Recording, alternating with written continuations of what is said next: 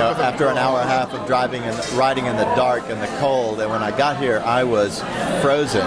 And there was a concert going on in the chapel. And I walked in, sat down in the back, and Kitty looked at me and said, "You look cold." And she took my hand in hers and just started rubbing them to warm them up. And to me, that's kind of a symbolic of what this place is like.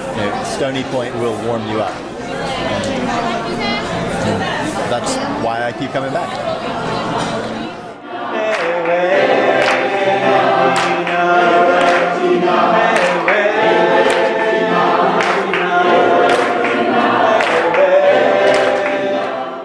So the reason we've asked you all here this weekend is because we know that we need more legs.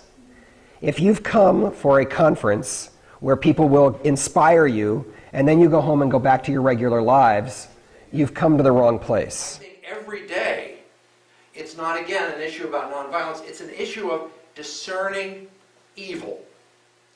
And then how can we facilitate a session where we start talking in this room about racism, and I know you can't wait. There is no keynote speaker at this event. We have intentionally said, rather than one keynote speaker to inspire us and send us back, what we're looking for are the organizers who have been on the ground in each of our core areas and who are willing to help us continue to strategize about how every one of you and every one of your faith communities can grow the circle and the work. There's a violence in not thinking I know all the answers and really kind of holding that question for myself. And because we are all plugged in, whether or not we know, we're all plugged into those systems, racism exists, and we're part of it, one way or the other. When you're passive, you're actually complicit. You're actually enabling the structures to remain in place. So in the context of Palestine, it becomes important that nonviolence is an active practice of resistance. Just the community that's gathered here, the energy that I get from the other people, the idea that there are other people out there who are feeling the same way as I am about peace, justice issues, about nonviolence, and it's very encouraging to be with other people who are like-minded. That we're blessed to have committed people that are honest and intelligent and want to do God's work. We hear a lot of stories, and they're heartbreaking and they're hard, and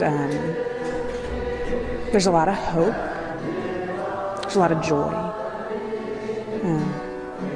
and there's sort of a sense that there is movement, and that step by step we're moving forward in a way that is important and is meaningful. We are afraid to look at each other in this culture.